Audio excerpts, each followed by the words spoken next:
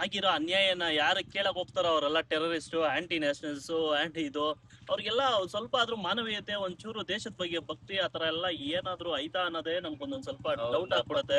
ಅಂಧ ಭಕ್ತರು ಅಂತ. ಧರ್ಮೇಂದ್ರ ಪ್ರಧಾನ್ ಅವರು ರಾಜೀನಾಮೆ ಕೊಟ್ಟಿದ್ದಾರೆ. ಇದು ನಮ್ಮ ಸಂವಿಧಾನಕ್ಕೆ ಸಿಕ್ಕ ಜಯ. ಇದು ಇಲ್ಲಿ ಅಂಬೇಡ್ಕರ್ ಬೋರ್ಡ್ ಹತ್ರ ಇದ್ದೀರಿ. ಇದು ಬಂದ್ಬಿಟ್ಟು ನಮ್ಗೆ ಬರೀ ವಿದ್ಯಾರ್ಥಿಗಳಿಗೆ ಸಿಕ್ಕ ಜಯ ಅಲ್ಲ, ಧರ್ಮೇಂದ್ರ ಪ್ರಧಾನ್ ಅವರು ಇವತ್ತು ರಾಜೀನಾಮೆ ಕೊಟ್ಟಿರೋದು ಬಂದ್ಬಿಟ್ಟು ಮತ್ತೆ ನಮ್ಮ ಸಂವಿಧಾನಕ್ಕೆ ಸಿಕ್ಕ ಜಯ.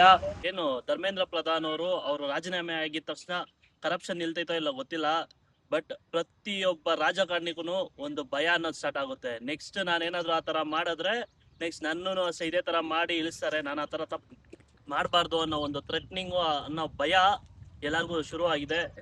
ಏನು ಒಂದು 21 ಜನ ವಿದ್ಯಾರ್ಥಿಗಳು ಸೂಸೈಡ್ ಮಾಡ್ಕೊಂಡಿದ್ರಲ್ಲ, ಅವ್ರಿಗೆ ನಾವು ನ್ಯಾಯ ಅಂತೂ ದೊರಕಿಸ್ಕೊಡಕ್ಕಾಗಲ್ಲ.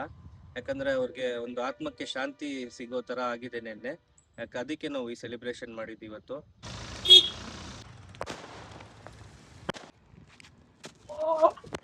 Friend, this is not a end. This is a beginning of new era. Your power might not change, but this constitution never make you powerful.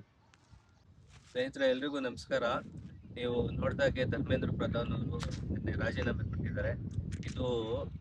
ಇದು ಎಲ್ಲ ವಿದ್ಯಾರ್ಥಿಗಳ ಗೆಲುವು, ಮತ್ತೆ ಯಾರ್ಯಾರು ಪ್ರತಿಭಟನೆ ಮಾಡಿದ್ರು ಅವ್ರದ್ದೆಲ್ಲರ ಗೆಲುವು, ಮತ್ತೆ ಇದು ಏನು ಸಂವಿಧಾನ ಇದು ಸಂವಿಧಾನದ ಗೆಲುವು. ಮತ್ತೆ ಒಂದು 21 ಜನ ವಿದ್ಯಾರ್ಥಿಗಳು ಸೂಸೈಡ್ ಮಾಡ್ಕೊಂಡಿದ್ರಲ್ಲ, ಅವ್ರಿಗೆ ನಾವು ನ್ಯಾಯ ಅಂತೂ ದೊರಕಿಸ್ಕೊಡಕ್ಕಾಗಲ್ಲ. ಯಾಕಂದ್ರೆ ಅವ್ರಿಗೆ ಒಂದು ಆತ್ಮಕ್ಕೆ ಶಾಂತಿ ಸಿಗೋ ತರ ಆಗಿದೆ ನಿನ್ನೆ. ಅದಕ್ಕೆ ನಾವು ಈ ಸೆಲೆಬ್ರೇಷನ್ ಮಾಡಿದ್ವಿ ಇವತ್ತು. ಒಂದು 21 ಜನ ಸ್ಟೂಡೆಂಟ್ಸು ಆತ್ಮಹತ್ಯೆ ಮಾಡ್ಕೊಂಡಿದ್ರಲ್ಲ, ಅವರಿಗೋಸ್ಕರ ಇದು ಅವ್ರ ಬಲಿದಾನದಿಂದ ಇವತ್ತು ಒಂದು ದೇಶ ಬದಲಾಗಿರೋದು, ಇಷ್ಟು ದೊಡ್ಡ ಪ್ರತಿಭಟನೆಗೆ ಕಾರಣ ಆಗಿದ್ದು. ಅವರಿಗೆ ನಾನು ತುಂಬ ಹೃದಯದ ಧನ್ಯವಾದ ತಿಳಿಸ್ತೀನಿ. ಮತ್ತೆ ಈ ದೇಶದಲ್ಲಿ ಇನ್ನೂ ಹಲವಾರು ನೂರಾರು ಸಂಗತಿಗಳಿದ್ದಾವೆ ಬದಲಾವಣೆ ಆಗೋದು. ಅದೆಲ್ಲ ಇದೇ ತರ ಬದಲಾವಣೆ ಆಗ್ಬೇಕು.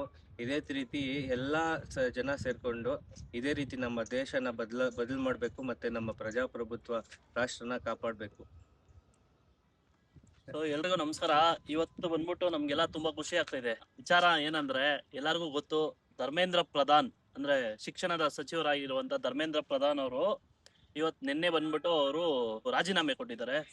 ಸೊ ಸುಮಾರು 21 ದಿನಗಳ ಕಾಲ ಸುದೀರ್ಘ ಒಂದು ಸ್ಟ್ರೈಕು, ರ್ಯಾಲಿ, ವಿದ್ಯಾರ್ಥಿಗಳು ಅವ್ರ ಮೇಲೆ ಲಾಠಿ ಚಾರ್ಜು ಮತ್ತೆ ಇದು ದೌರ್ಜನ್ಯ ಎಲ್ಲ ಮಾಡಿ ಕೊನೆಗೂ ಗೌರ್ಮೆಂಟ್ ಒಂದು ಭಯ ಬಂದು ಇನ್ನೇನಾದ್ರೂ ಇದಕ್ಕೂ ಮೀರಿ ನಾವೇನಾದ್ರೂ ಇನ್ನ ಧರ್ಮೇಂದ್ರ ಪ್ರಧಾನ್ ಅವರು ರೆಸಿಗ್ನೇಷನ್ ಕೊಟ್ಟಿಲ್ಲ ಅಂದ್ರೆ ಇನ್ನ ನಮ್ಮ ಸರ್ಕಾರ ಉಳಿಯೋದೇ ಇಲ್ಲ ಅನ್ನೋ ಒಂದು ಮಟ್ಟಕ್ಕೆ ಅವ್ರಿಗೆ ಒಂದು ಭಯ ಆಗಿ ಈಗ ಅವ್ರನ್ನ ರಾಜೀನಾಮೆ ಕೊಡಿಸಿದ್ದಾರೆ. ಸೊ ಇದು ಬಂದ್ಬಿಟ್ಟು ಒಂದು ಸ್ಟಾರ್ಟಿಂಗ್. ನಾವು ಒಂದು ಒಳ್ಳೆ ಕೆಲಸ ಮಾಡ್ಬೇಕನ್ಬಿಟ್ಟು ಊರೊಳಗಡೆ ಓಡಾಡ್ಬೇಕಾದ್ರೆ ಎಲ್ಲ ಸುಮ್ಮನೆ ಹಿಂದೆ ಮಾತಾಡ್ಕೊಂಡು ನಕ್ಕೊಂತಾ ಇರ್ತಾರೆ. ಸೊ ಪ್ರತಿಯೊಬ್ಬನು ನಮ್ಮ ತರ ಅವ್ರ ತರ ಎಲ್ಲಾರು ಕ್ವಶನ್ ಮಾಡೋದು ಸ್ಟಾರ್ಟ್ ಮಾಡಿದ್ರೆ ದೇಶ ಯಾರ್ಯಾರು ನಮ್ಮ ದೇಶನ ಹಾಳು ಮಾಡ್ತಾವ್ರೋ ಅದೆಲ್ಲ ಸ್ಟಾಪ್ ಆಗಿ ನೆಕ್ಸ್ಟ್ ದೇಶ ಬಂದ್ಬಿಟ್ಟು ಪ್ರಗತಿ ಹೊಂದೋದು ಕಡೆ ಹೋಗ್ತೈತೆ ಅನ್ನೋದು ನನ್ನ ಒಂದು ಭಾವನೆ. ಸೊ ಪ್ರಧಾನ್ ಅವರು ಧರ್ಮೇಂದ್ರ ಪ್ರಧಾನ್ ಅವರು ರಾಜೀನಾಮೆ ಆಗಿದ ತಕ್ಷಣ ಕರಪ್ಷನ್ ನಿಲ್ತೈತೋ ಇಲ್ಲ ಗೊತ್ತಿಲ್ಲ, ಬಟ್ ಪ್ರತಿಯೊಬ್ಬ ರಾಜಕಾರಣಿಗೂ ಒಂದು ಭಯ ಅನ್ನೋದು ಸ್ಟಾರ್ಟ್ ಆಗುತ್ತೆ. ನೆಕ್ಸ್ಟ್ ನಾನೇನಾದ್ರೂ ಆ ತರ ಮಾಡಿದ್ರೆ ನೆಕ್ಸ್ಟ್ ನನ್ನೂ ಇದೇ ತರ ಮಾಡಿ ಇಳಿಸ್ತಾರೆ, ನಾನು ಆ ತರ ತಪ್ಪು ಮಾಡಬಾರ್ದು ಅನ್ನೋ ಒಂದು ಥ್ರೆಟ್ನಿಂಗು ಅನ್ನೋ ಭಯ ಎಲ್ಲರಿಗೂ ಶುರು ಆಗಿದೆ. ಇದು ಒಂದು ಒಳ್ಳೆ ಸೈನು. ಸೊ ಯಾರ್ಯಾರು ಇದಕ್ಕೆಲ್ಲ ವಿದ್ಯಾರ್ಥಿಗಳು ಸಪೋರ್ಟ್ ಮಾಡಿ ಅಂಡ್ ಮಾತಾಡಿ ಓಡಾಡಿ ಅಲ್ಲೆಲ್ಲ ಕಷ್ಟ ಬಿದ್ದು ಇದು ಮಾಡಿದ್ರು ಅವ್ರಿಗೆಲ್ಲರಿಗೂ ಥ್ಯಾಂಕ್ ಯು ಸೋ ಮಚ್, ತುಂಬಾ ಹೃದಯದ ಧನ್ಯವಾದಗಳು.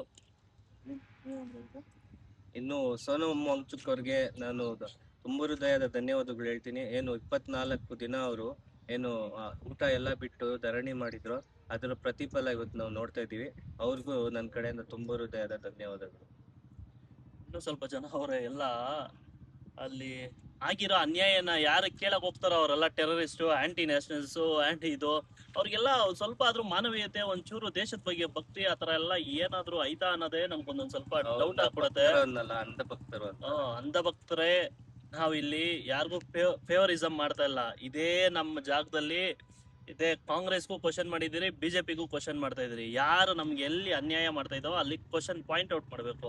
ಅದು ನಾವಿಲ್ಲಿ ಯಾವ್ದು ನಮ್ಮ ಪಕ್ಷ ಸಿದ್ಧಾಂತಗಳು ಇದನ್ನೆಲ್ಲ ಬಿಟ್ಬಿಟ್ಟು ನಮ್ಮ ಪ್ರಗತಿ ಒಂದೊಂದು ಕಡೆ ಎಲ್ಲಾರು ಒಂದು ಗಮನ ವಹಿಸ್ಬೇಕು ಅನ್ಬಿಟ್ಟು ನಾನು ಎಲ್ಲಾರನ್ನೂ ಕೇಳ್ಕೊಂತ ಇದ್ದೀನಿ.